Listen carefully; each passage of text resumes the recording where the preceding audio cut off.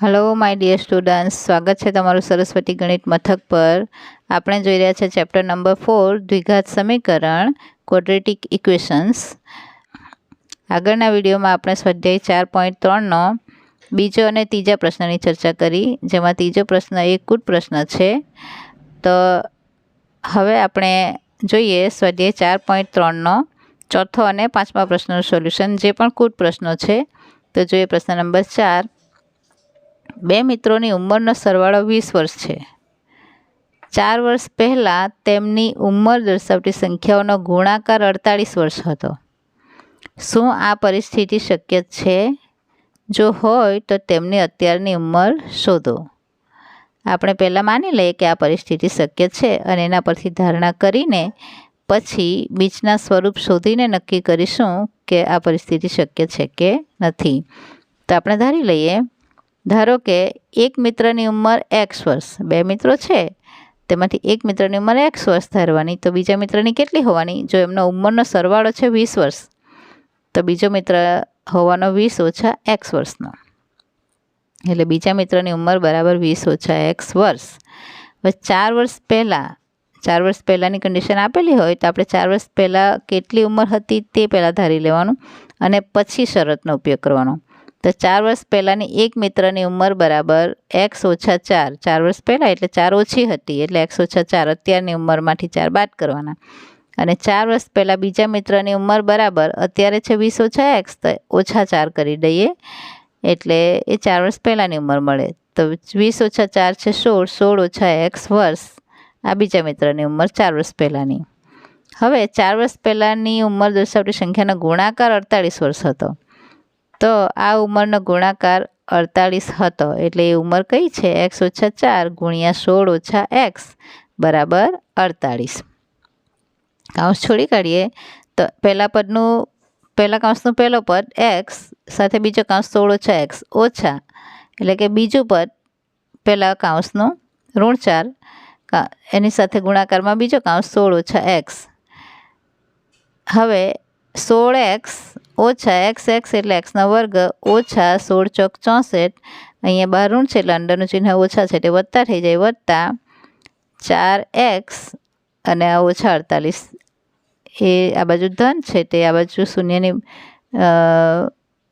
આ બાજુ શૂન્ય થઈ જાય અને ડાબી તરફ આવતા એ 48 ઋણ થઈ જાય એટલે ઋણ 48 બરાબર 0। હવે ઓછા એક્સનો વર્ગ આપણે એક જ પદ છે એટલે લખી દીધું। એક્સવાળા પદ કેટલા છે? 16 અને 4, 16x અને 4x એટલે બંને ધન છે 20x ઓછા 64 અને 48 બંને ઋણ છે એટલે સરવાળો થાય 112। 8 ને 4 12 2 વડી 1 6 ને 1 7 ને 4 11 એટલે ઓછા 112 બરાબર 0। એટલે આપણને સમીકરણ મળે છે -x વર્ગ વત્તા 20x ઓછા 112 બરાબર 0। આપણે ચિહ્ન બદલી શકીએ તો xનો વર્ગ ઓછા 20x વત્તા 112, અને આ જ રાખીએ તો પણ કંઈ નહીં, અહીંયા આપણે આ જ રાખેલું છે। હવે ABC સાથે સરખાવી દઈએ એટલે પરિસ્થિતિ શક્ય છે કે નથી તે ખબર પડે। તો A બરાબર ઋણ 1 લઈએ, B બરાબર 20 છે અને C બરાબર ઋણ 112 છે। હવે B² - 4AC આપણો વિવેચક બરાબર B છે આપણા 20 એટલે 20નો વર્ગ ઓછા 4A ઋણ 1 અને C ઋણ 112, ABC મતલબ ACની કિંમત લખી દીધી બરાબર 20નો વર્ગ 400 ઓછા આ પણ ઋણ એટલે 3 ઋણ ભેગા મળે એટલે ઋણ થાય, એકી સંખ્યામાં ઋણનો ગુણાકાર ઋણ, અને 112 ગુણ્યા 4 એટલે 4 દુ 8, 4 એકુ 4, 4 એકુ 4, 448। 400 ઓછા 448 તો કેટલા આવે છે? -48। 448માંથી 400 જાય તો 48, એક ધન અને ઋણ એટલે બાદબાકી, મોટી સંખ્યા ઋણ એટલે જવાબ ઋણમાં।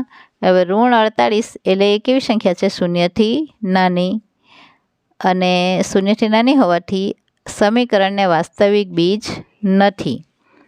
જ્યારે શૂન્યથી નાનું વિવેચકનું મૂલ્ય હોય તો કોઈ બીજ મળતા નથી, એટલા માટે આપણને વાસ્તવિક બીજ નથી, માટે આપેલ પરિસ્થિતિ શક્ય નથી। ખ્યાલ આવી ગયો? એટલે B² - 4AC પરથી નક્કી થાય કે જે આપણને જે શરતો આપેલી છે એ પરિસ્થિતિ શક્ય છે કે નહીં। તો આ છે આપણો પ્રશ્ન નંબર 4। હવે જોઈએ પ્રશ્ન નંબર 5। જેની પરિમિતિ 80 મીટર અને ક્ષેત્રફળ 400 મીટર સ્ક્વેર હોય તેવો લંબચોરસ બગીચો બનાવવો શક્ય છે? જો હોય તો તેની લંબાઈ અને પહોળાઈ શોધો. પરિમિતિ આપી છે, ક્ષેત્રફળ પણ આપ્યું છે અને લંબચોરસ બગીચો બનાવાય કે નહીં તે નક્કી કરવાનું છે અને જો બનાવાય તો લંબાઈ અને પહોળાઈ શોધવાની છે. હવે આપણે લંબાઈ અને પહોળાઈ માંગેલી છે એટલે લંબાઈ ધારી લઈએ x મીટર. ધારો કે બગીચાની લંબાઈ બરાબર x મીટર. અહીંયા લંબાઈથી પહોળાઈથી એવું કોઈ નથી, પણ ક્ષેત્રફળ અને પરિમિતિ આપ્યા છે તો આપણે કોઈને પણ x ધારી શકીએ, એટલે આપણે લંબાઈને ધારેલું છે. હવે લંબાઈ ધારી તો પહોળાઈ શોધવા માટે આપણે લંબચોરસની પરિમિતિ જે આપી છે એનો ઉપયોગ કરીએ. હવે લંબચોરસની પરિમિતિનું સૂત્ર આપણને ખબર છે, 2 કૌંસમાં લંબાઈ વત્તા પહોળાઈ. ગોખી નાખવાનું તમારે આવડવું જ જોઈએ. પરિમિતિ છે 80 એટલે 80 બરાબર 2 કૌંસમાં લંબાઈ આપણે ધારી છે x એટલે x વત્તા પહોળાઈ. આ 2 80ના ભાગ્યમાં આવી જાય એટલે 80ના છેદમાં 2 બરાબર x વત્તા પહોળાઈ. આ 2 છેદમાં લઈ આવે એટલે આ બાજુ રહી જાય છે x વત્તા પહોળાઈ. હવે 40 દુ 80 એટલે 40 બરાબર x વત્તા પહોળાઈ. માટે પહોળાઈ બરાબર 40 ઓછા x. આ x 40ની બાજુમાં જતા માઇનસ એટલે પહોળાઈ આપણને મળી છે 40 ઓછા x મીટર. એટલે કે આપણને જે પરિમિતિ આપી છે એના પરથી આપણે પહોળાઈ શોધી xના ફોર્મમાં. લંબાઈ ધારી અને પહોળાઈ આપણે આ રીતે શોધી. હવે લંબચોરસનું ક્ષેત્રફળ. ક્ષેત્રફળનું સૂત્ર છે લંબાઈ ગુણ્યા પહોળાઈ. અહીંયા હતું 2 કૌંસમાં લંબાઈ વત્તા પહોળાઈ પરિમિતિ માટે અને ક્ષેત્રફળ માટે છે લંબાઈ ગુણ્યા પહોળાઈ. હવે ક્ષેત્રફળ આપણને આપી દીધું છે 400 મીટર સ્ક્વેર. તો 400 બરાબર લંબાઈ આપણે ધારી છે x મીટર અને પહોળાઈ છે આપણી પાસે 40 ઓછા x. કૌંસ છોડી કાઢીએ તો 400 બરાબર આ 40x થાય અને આ થાય x સ્ક્વેર. 40x ઓછા xનો વર્ગ. બધું એક સાઈડ કરી દઈએ તો xનો વર્ગ આ બાજુ આવતા ધન, 40x આ બાજુ આવતા ઋણ અને 400 તો અહીંયા જ છે એટલે વત્તા 400 બરાબર 0. હવે આપણે ax square plus bx plus c સાથે સરખાવી દઈએ આપણા દ્વિઘાત સમીકરણ સાથે. તો a બરાબર છે આપણા 1, b બરાબર છે ઋણ 40 અને c છે 400. હવે આપણે બીજું સ્વરૂપ નક્કી કરીએ. b સ્ક્વેર માઇનસ 4ac બરાબર b ઋણ 40 એટલે ઋણ 40નો વર્ગ ઓછા 4 એની કિંમત 1 અને c ની કિંમત 400. ઋણ 40નો વર્ગ થાય 1600, ઋણનો વર્ગ ધન ઓછા 4 ચોક 16 એટલે ઉપર 2 મીંડા તો 1600 બરાબર 0. હવે 1600 ઓછા 1600 એ 0 માટે અહીં વિવેચકનું મૂલ્ય કેવું મળે છે? 0 મળે છે. એટલે કેવા બીજ મળે? 2 સમાન વાસ્તવિક બીજ મળે. માટે બીજ વાસ્તવિક છે તેથી બગીચો બનાવવું શક્ય છે. તો હવે દ્વિઘાત સૂત્રનો ઉપયોગ કરીને આપણે બીજ શોધી લઈએ, એક્સના મૂલ્યો શોધી લઈએ. તો એક્સ બરાબર -b plus or minus √b square minus 4ac upon 2a. જો અહીંયા આપણને સ્પષ્ટ એવું કીધું નથી કે તમે દ્વિઘાત સૂત્રનો ઉપયોગ કરીને જ શોધો, એટલે આપણે અવયવીકરણની રીત પણ કરી શકીએ. અહીંયા તમને જે ઠીક લાગે તે કરવાનું. આપણી પાસે સમીકરણ તો છે જ x વર્ગ ઓછા 40x વત્તા 400. તો 400 ને અવયવ જેનો સરવાળો 40. એ રીતે આપણે અહીંયા એક્સના મૂલ્યો શોધી શકીએ, પણ અહીંયા આપણે દ્વિઘાત સૂત્રનો ઉપયોગ કરીએ. તો ઋણ b એટલે માઇનસ અને b પણ પોતે ઋણ 40 છે એટલે એ અલગ લખવાનું -40. અહીંયા આપણા b ઋણ 40 વત્તા ઓછા √b સ્ક્વેર માઇનસ 4ac 0 એટલે આપણે 0 લીધા છેદમાં 2a એની કિંમત છે 1. અહીંયા આપણે માત્ર સમાન વાસ્તવિક બીજ છે એટલે ઋણ b છેદમાં 2a લખી શકીએ, કેમ કે b સ્ક્વેર માઇનસ 4ac આપણને 0 મળ્યો જ છે એટલે એના માટે સૂત્ર છે જ કે x બરાબર -b છેદમાં 2a જે 2 સમાન સૂત્ર મળે, સમાન બીજ મળે છે. પણ અહીંયા આપણે લખીને આગળ કરીએ છીએ એટલે તમને સમજ પડે કે આ સૂત્ર આ રીતે આવે. સૂત્ર પણ પાકું થતું જાય. હવે ઓછા ઓછા વત્તા 40 છેદમાં 2, 20 દુ 40 એટલે મળે છે એક્સની કિંમત 20. હવે b સ્ક્વેર માઇનસ 4ac બરાબર 0 હોવાથી 2 સમાન વાસ્તવિક બીજ મળે.